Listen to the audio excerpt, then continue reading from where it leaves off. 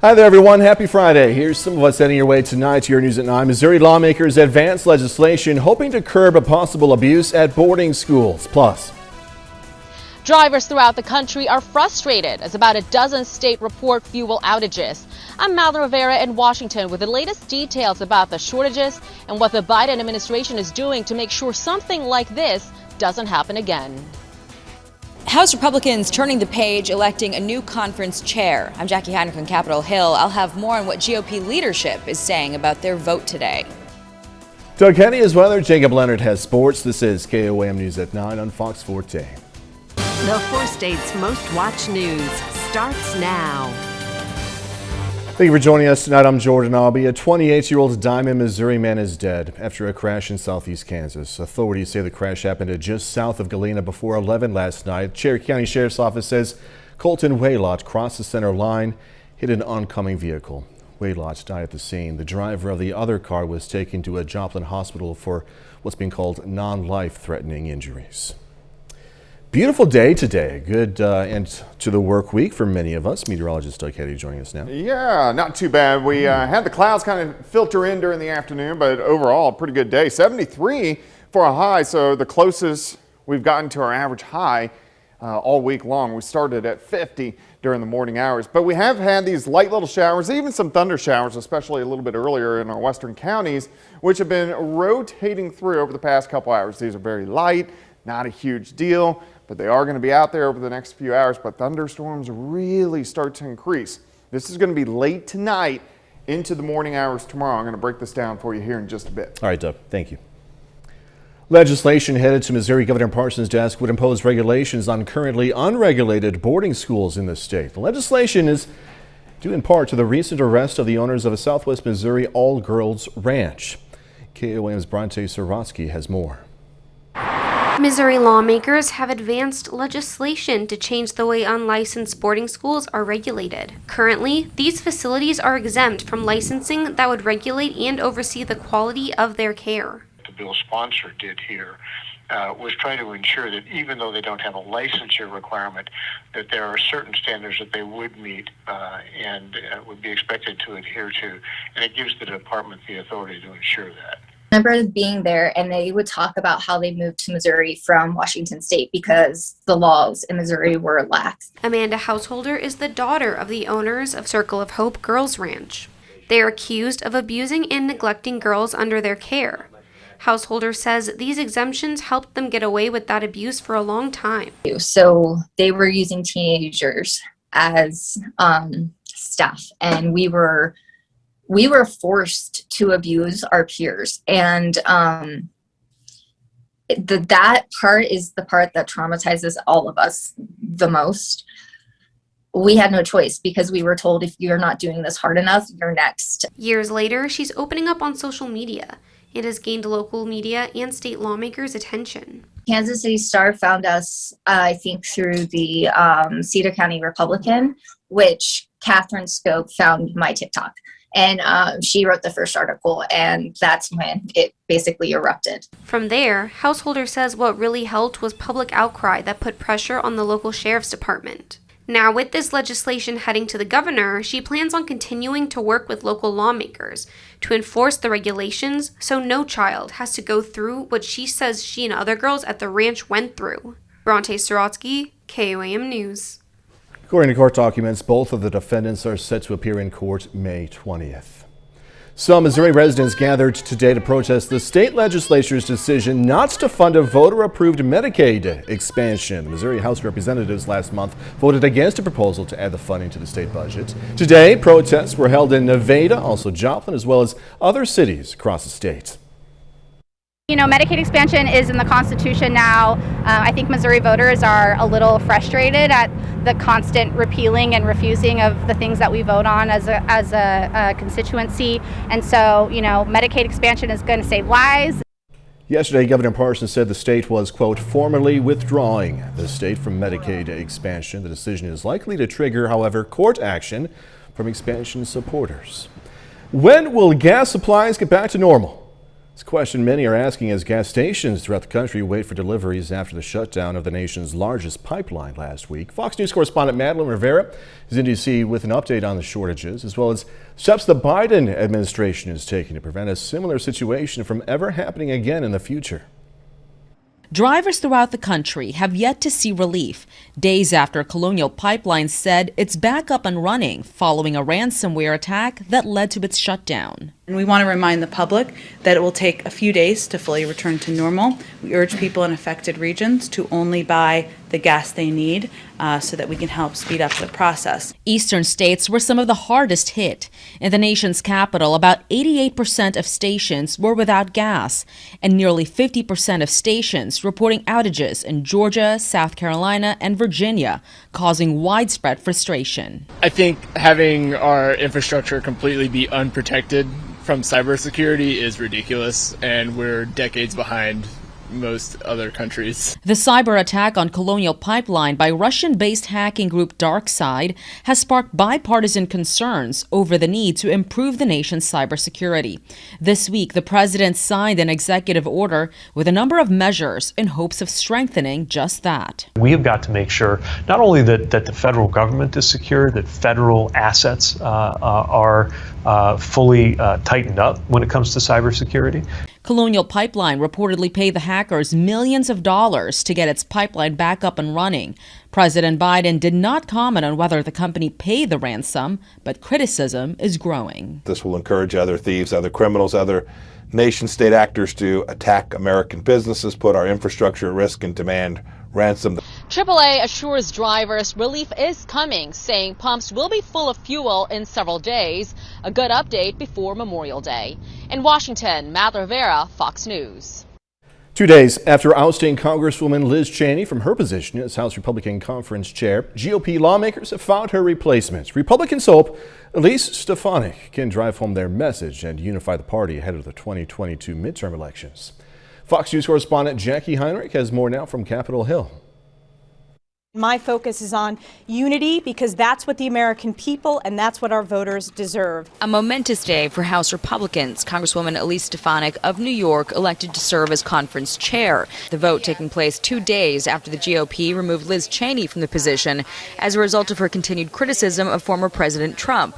Republican leaders believe this was the right move to prevent distractions and focus on their opposition to the Biden agenda. We've got a lot of work to do in this leadership team. We've got a lot of work to do in this conference. Stefanik had the endorsement of former President Trump. She faced a challenge from Congressman Chip Roy, who argued Stefanik's voting record isn't in line with most conservatives. Roy ultimately congratulated Stefanik after the vote. Debate about these policies, but going forward, we have a clear, I think I said earlier to somebody, a whole lot of fodder to be united again against the Democrat agenda. Democrats largely denounced the decision, coming to Liz Cheney's defense and arguing she's speaking the truth about President Trump and his role in the January 6th riot at the Capitol. Going forward, Cheney says she'll continue to stand against the Biden administration's policies and continue her opposition to former President Trump being a leader of the Republican Party. The issue is, are we going to be a party that sits by silently while the former president continues to perpetuate lies about the election? In her remarks, Conference Chair Stefanik said Liz Cheney is part of the conference and she wants to hear from and work with all members. On Capitol Hill, Jackie Heinrich, Fox News. KOAM News at 9 on Fox 14 takes this time now to honor one of our four-state heroes. George Wilson Jr. served in the U.S. Army from 1950 to 51, stationed over in Korea. He earned a Purple Heart. We are proud to thank and salute Private First Class George Wilson Jr., a native of Gass, Kansas. He's tonight's four-state hero. Doug Eddy's up next with a complete look at the forecast, and later it's playoff time for Pitt State and Moso baseball. Going to have highlights from the first round of the MIAA tournament in sports.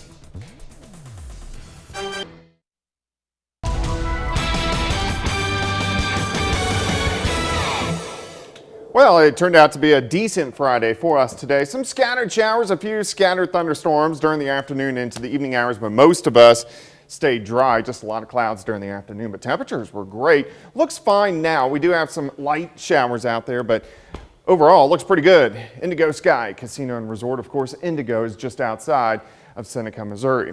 All right, temps. We're sitting mainly into the low 60s. We're not going to drop off too much more tonight. I mean, we'll drop back into the 50s again, but not as cool as what we have been over the past couple nights. All right, you can see these scattered showers. Had a few thunderstorms earlier. Now these are just mainly showers, which continue to work through and really have been kind of falling apart over the past couple hours as they slowly progress off toward the east. But you can see these light showers, Webb City, Oronogo, Carthage, and then up toward Lamar, Pittsburgh, Fort Scott. Not a big deal. These will continue to fall apart. Let's go west. That's where the action is. Look at these storms getting going. Central Kansas, western Kansas, all the way down through the panhandles of Oklahoma and Texas. And this big cluster, and you can see they are severe, heading toward us later on tonight. Now, they're not going to be severe when they get here, but they could be a little bit on the stronger side, so we're going to have to watch that. Let's go through time. Let's go all the way to 3 o'clock in the morning. You can see the storms increasing our far western counties. Let's go to 6 a.m., pretty good band working through, and with some of the stronger storms, we're going to have a lot of thunder, a lot of lightning, maybe some small hail, pea-sized hail, maybe winds gusting 40, 45 miles per hour. These thunderstorms continue to work through during the morning hours. So here's 9 a.m. If you need to get outside and mow or anything, you may have to wait until late afternoon because we're going to continue to get these showers and thunderstorms refiring on us throughout the day. Here's the noon hour. And then as we go into the afternoon, we'll probably get some breaks, but I also think we'll get a few more trying to pop up as we go late into the day. You can see some scattered thunderstorms popping up. All right, here's your day planner. Starting out up to about 71 as we head into the afternoon, about 70, 71, close to what we did see today, a little bit cooler. All right, as we go into tomorrow night, scattered thunderstorms will start to fire up along a warm front that is lifting north. Some of these could be low-grade severe. I'm not very worried about it, but there is a low threat tomorrow evening into tomorrow night. Let's go through the overnight hours. Most of the heaviest rain stays to our north, and then we'll get a batch of showers and thunderstorms in here late tomorrow night and then heading into Sunday morning. Then we get a dry stretch, and then as we go into Sunday afternoon, additional showers and thunderstorms start to pop up across the region. So it's going to get kind of active as we go through at least the next couple days. Let's go 70 tomorrow, 75 Sunday, 77 on Monday. We can look at our severe threat. I don't think we have any tonight. We're going to keep it low for tomorrow evening and tomorrow night, low on Sunday, none on Monday, very low Tuesday and Wednesday. So we do have these threats here, but at least our severe threats aren't high over the next few days. As you say, it's going to get kind of active, but I'm fine with strong storms. Yeah, we can handle that. Yeah. Doug Hetty, thank you. Coming up, faces reappear. Business owners are trying to figure out how to move forward now that the CDC has changed its guidance on face coverings. I'm David Lee Miller in New York. The details coming up. Next, Fox News Sunday. Some of the nation's banks, our biggest banks at that, are working on a plan to extend credit to people who don't have a credit score. According to multiple reports, JP Morgan Chase, Wells Fargo, and other banks will start looking at other information from applicants, including their checking and savings accounts, to determine who is financially responsible enough for a credit card. CDC lifting its guidance on face coverings is a big milestone for Americans trying to get back to a normal summer. But after a year of many businesses requiring customers to wear those masks, some are still not sure if taking the masks off will be good or bad for business. Fox News correspondent David Lee Miller has this story. The CDC's announcement that vaccinated Americans no longer have to wear a mask in most settings is welcome news in the country's fight to end the pandemic, but it could create headaches for some small business owners who want customers to feel safe as they reopen. We're going to go ahead and be cautious in the sense that we're going to keep wearing the masks for our staff, our personnel, until the July 1st. At least that's the plan for now. We're going to stick to the same rules we've stuck to this entire time. Others are embracing the news as a sign things are returning to normal. If you're vaccinated and you're wearing a mask, what are you doing? If you can stay home and you're worried about it, stay home. The new guidelines do not apply to planes, trains, or buses, where passengers will still need to wear face coverings.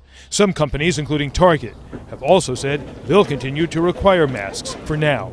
The White House lifting its own mask rules for vaccinated staffers after Thursday's announcement. The president says Americans can get the vaccine or wear a mask, but that the government won't be forcing people to get the shot. It's not an enforcement thing. We're not going to go out and arrest people.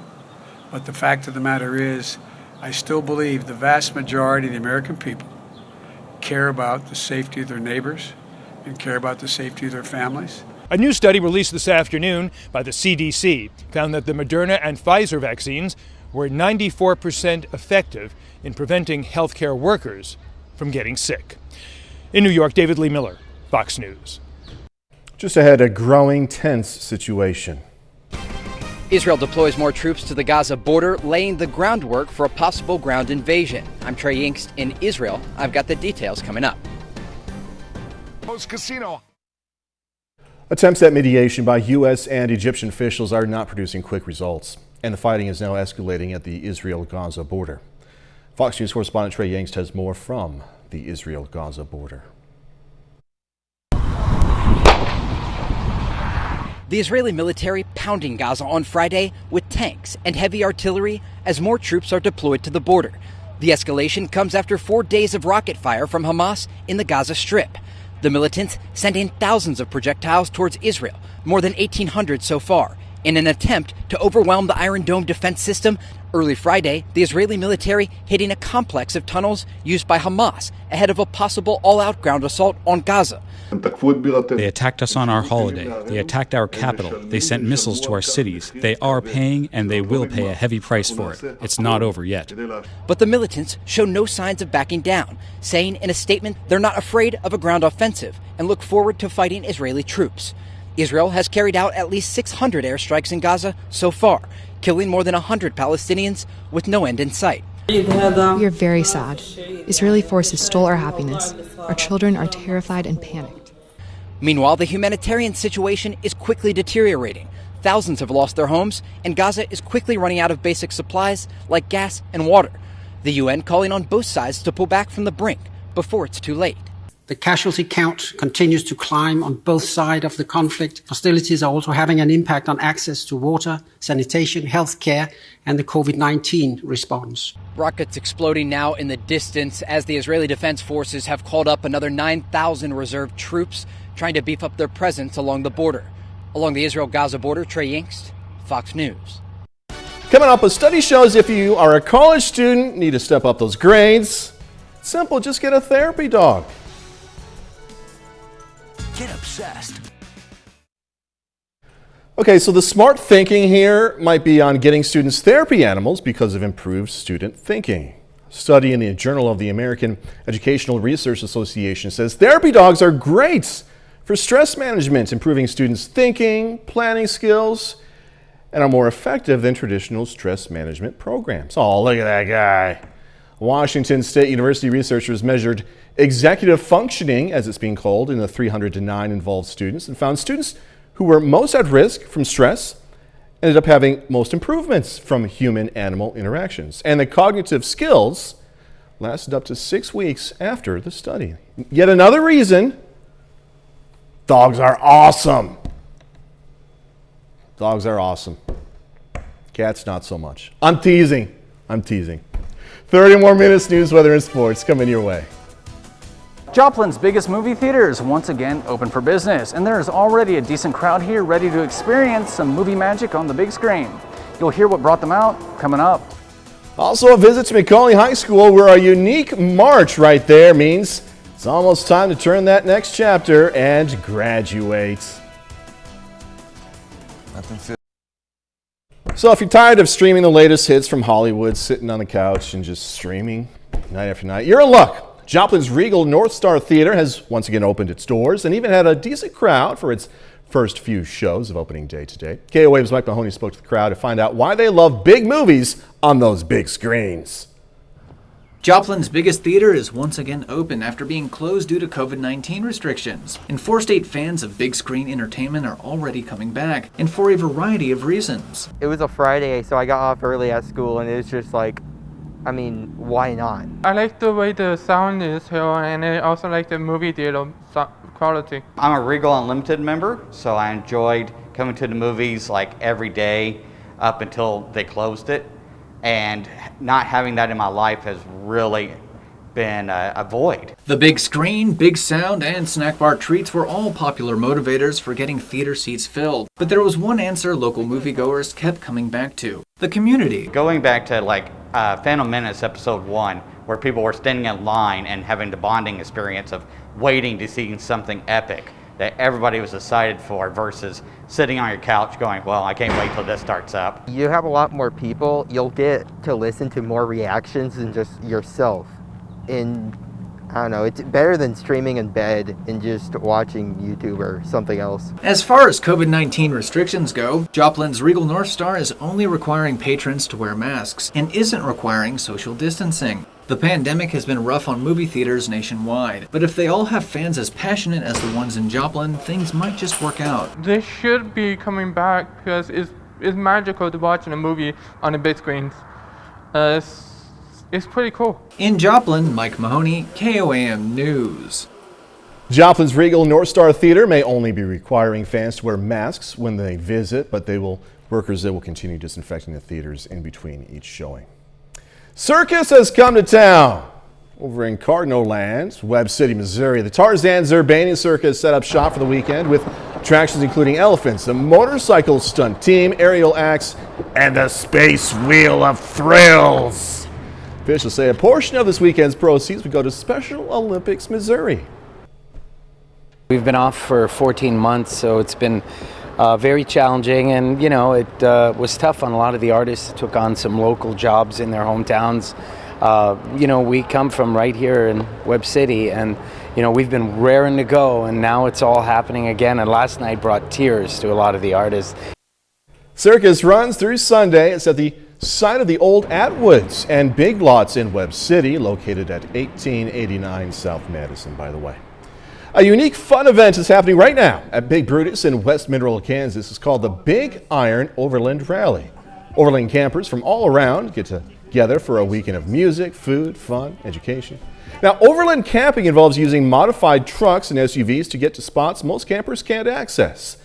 Of course, doing that means you need to have some safety knowledge, and that's where the education part comes in. In between all the fun and food, there are seminars on the latest and safest tools for overland campers. A building and organization that has preserved Carthage history is now a part of history.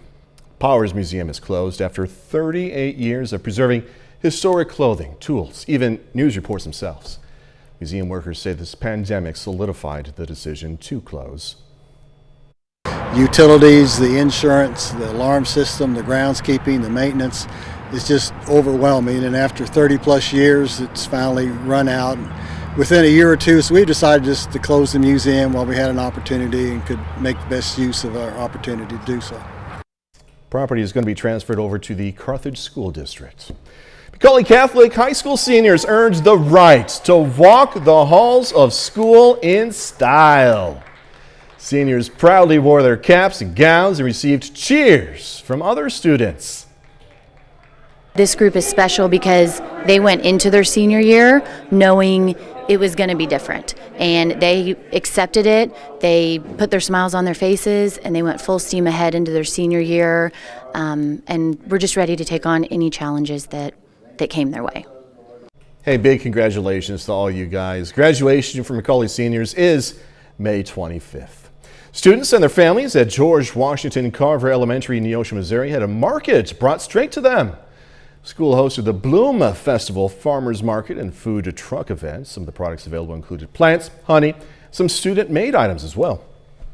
All right, a bit later, going to take you over to Fredonia, Kansas, to the town's signature landmark right there, a 2,400 square foot American flag.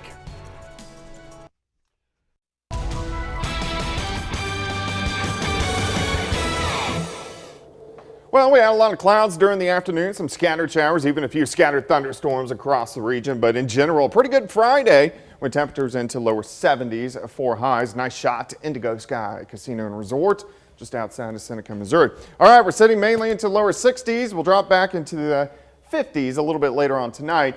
And we've had some light showers over the past couple hours. Any thunderstorms we had earlier today are pretty much gone. But still, a little finger of light showers. Mainly north of Joplin, Carthage, I-49. We can really stretch from Pittsburgh, Fort Scott over toward Nevada. Not a big deal. these guys will just continue to fall apart. It's out to the west. We got stronger showers, thunderstorms, some severe weather, central, western parts of Kansas, and this big cluster is kind of coming together and it's going to push east and will start to affect us as we head late tonight into the early morning hours. In fact, let's go through time. Here's 3 a.m. Scattered thunderstorms starting to work in. Some of these guys could be a little bit on the strong side. I don't think they're going to be severe, but we could get some that have 40, 50 mile per hour wind gusts, maybe some pea-sized hail. Here's 6 a.m. Thunderstorms kind of plowing through really all morning long. Here's 9 a.m. and then they start kind of redeveloping. Once we head into the afternoon definitely will be drier, but we're going to have scattered thunderstorms redeveloping behind that early band. And some of the storms that redevelop late tomorrow afternoon into the evening hours, some of those could be low-grade severe. I'm not very worried about it, but something we want to watch. All right, here's 8 p.m. Scattered thunderstorms starting to pop back up. We're going to go right around 70, 71 for a high. And then a big band of thunderstorms to our north most of the night. We'll get some scattered storms in here early Sunday morning, and then Sunday afternoon, more thunderstorms start to get going. Some of those could be low-grade severe. So we don't have a screaming high severe threat by any means, but we do have at least a low threat as we go through the next 2 days. Rainfall also could get quite a bit, half an inch tonight into tomorrow with some of these showers and thunderstorms. All right, let's move on from Sunday. Sunday night into Monday, we're going to get more thunderstorms, but I think most of them are going to be to our south. So I'm not worried about any severe weather at all as we head into Monday, but then the threat will start to creep back up. Let's look at the next few days, first off, severe weather-wise. So we're going to have tomorrow at least a low threat. This is going to be during the evening into the overnight hours. Again, I'm not very worried. A low threat Sunday, a little better shot though than tomorrow. No threat Monday, and then very low Tuesday and Wednesday, and then it starts to spike back up late next week. But you can see chances for thunderstorms each and every day. Temperatures look great. Even though we have these low severe threats, at least we don't have a screaming high severe threat. I don't see that occurring until next Sunday and Monday, right after the anniversary. Okay. 23rd and 24th, those are the days to really watch. Okay. Yeah, a lot of rain there on the graphic, but like you said, the temperatures, you can't complain, really. Pretty good, 75, 80. Yeah. Doug Eddy, thank you. Coming up in sports, Pitt State and Missouri Southern baseball hitting the field in the first round of the MIAA tournament, plus a Pittsburgh high school senior getting the chance to return to the soccer field after a season-ending injury. Jacob Leonard has details next. Low price.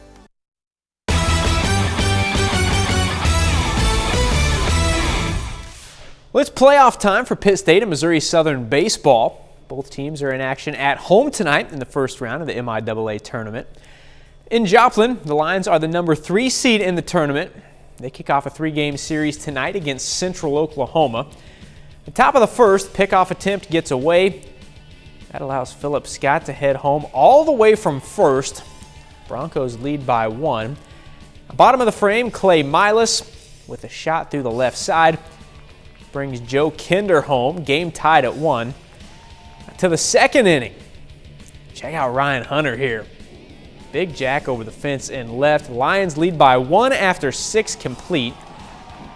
At top of the 6th now, he's the MIAA Pitcher of the Year again. Zach Parrish gets his 9th strikeout of the day to end the top half. Southern got the bats going in the 7th. First up, Tommy Stevenson sends an RBI single to center. Then Dexter Swims brings home 2. He goes up the middle. 3-run 7th helps Southern take game 1 5-3. Yeah, it was important that we answered. You know, we kind of gave them one in the first inning with 2 errors on 1 play, but it was great to get ahead. You can play with a little different when you're ahead than behind. So it was good to get those runs. As for the Gorillas, they're the 4 seed. They're at home against Washburn to kick off the MIAA tournament. Top of the 3rd, Xavier De Leon back up the middle, scores Cole Emerson for the game's first run. Bottom half, Garrett McGowan races the lead with 1 swing. Towering homer to dead center. We're all tied up at 1. The Ichabods go right back in front. Peter Shearer knocks it into right. Parker Dunn scores. Washburn gets 3 more in the inning. Now to the 6th, Ryan Koval comes through with a double to right. Cruz Aranda hustles around to score all the way from first. Pitt State would cut the lead to just 2, but Brock Gilliam, real good tonight for Washburn. Complete game, 10 strikeouts. Ichabods take game 1 over the Gorillas 5-3. We got punched in the mouth. We're laying on the ground. You can either stand up and get wore out. And I think our guys are going to come fight tomorrow. We got to find a way to play another day. We got to win one game at a time, and we need to come out and play good. And our pitching needs to be strong for the next 2 days. The Crowder College Rough Riders are in the Final Four of the Region 16 tournament in Joplin. Last night, they beat Metropolitan Community College 6-0 in the first round. Tonight, Crowder has a chance to move on to the finals, facing Jefferson at Joe Becker Stadium. Bottom of the second, Crowder trailing by 1. Frankie Cercello out to left center, two-run homer. Rough Riders on top. Very next batter, Jeffrey Mercado, going the other way. Back-to-back jacks for Crowder. Riders go up 3-1. And the 7th, Logan Chambers' turn. Puts it into the bleachers. Then Crowder scores 4 straight off bases-loaded walks and a hit by pitch. All the way around the lineup, Chambers back up again. He finishes the game off the fence, scores 2. Crowder ends it in 7, winning 10-2. Well, that's been huge, especially when we can allow our offense to get out front and be a little more aggressive with things, And today, obviously in that inning, we put it away. There were a lot of good 2-strike at-bats in that inning that we could have bailed them out. We could have chased some stuff, and we didn't. And then we ended up putting it away. And biggest thing is save some bullpen pitching, for tomorrow. Missouri Southern softball trying to stay alive in the MIAA tournament, facing Rogers State in an elimination game this afternoon. That was a tight one, but the Lions fall 2-1. Southern finishes the season with a 30-15-1 overall record. The Pittsburgh High School senior Natalie Talent signs today to continue her soccer career in college. Talent is headed to Hillsboro, Kansas to play for Tabor College next season. Talent played all 4 years of high school, 3 on the co-ed squad. Then this spring, played on the first ever girls team at PHS. Now, unfortunately, her season was cut short due to a knee injury after just a few games. After being sidelined for most of her senior season, Talent is happy to know her soccer career isn't quite over yet. It's the biggest blessing I could have asked for, especially after getting hurt. I had dinner with the girls the night before my visit, and they were so nice. Everybody we ran into was kind and welcoming. I actually got to go to their worship night because I came up on a Wednesday, and it was like everything I was looking for in a college. It was perfect. Talent actually led the charge to start the girls soccer program at PHS beginning in 2019. You can check out our full story on the sports page at KOAMnewsnow.com. That's it for sports. We're back after this.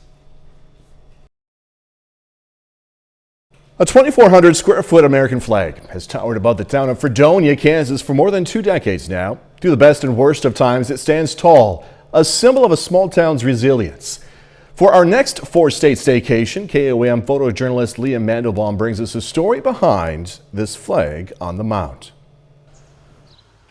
Fredonia pretty well shut down till we got through those tough times, and so it was pretty quiet. But this was someplace they could come and get out on their own. They weren't stuck right at home, so it helped a lot.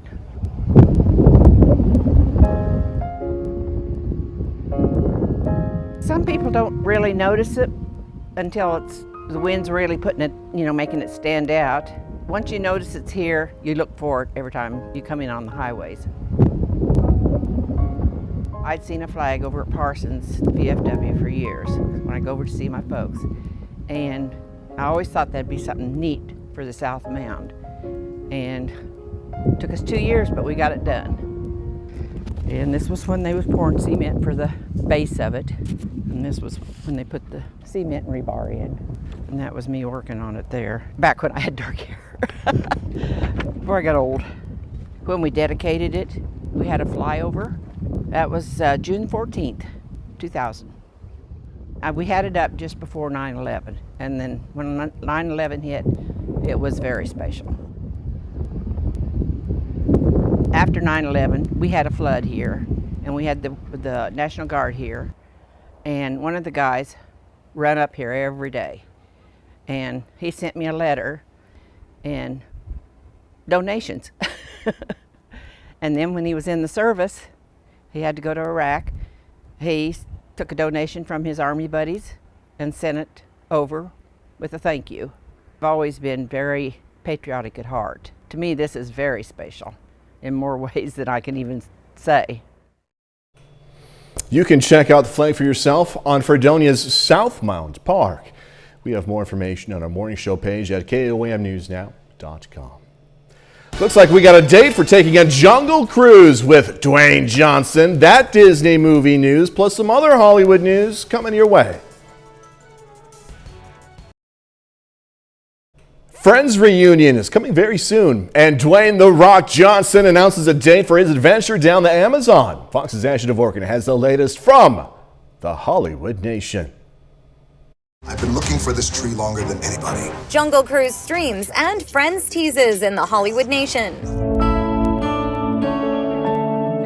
HBO Max reveals a first-look trailer, premiere date, and a list of guest stars for Friends: The Reunion. The long-awaited special event will premiere on the streaming service May 27th, with the show's iconic stars all returning. It will also feature a variety of celebrity appearances, including David Beckham, Justin Bieber, James Corden, Lady Gaga, Reese Witherspoon, and more. You're a dog! I'm a dog! And just a few days later, fans can also catch Lisa Kudrow on Fox's new animated series, Housebroken. She voices the lead character, Honey, a dog who sets up a therapy group for the pets in her neighborhood, trying to navigate the ups and downs of their owners. It premieres May 31st. After releasing a teaser trailer last month, Lionsgate unveils the full-length trailer to the sequel, Hitman's Wife's Bodyguard.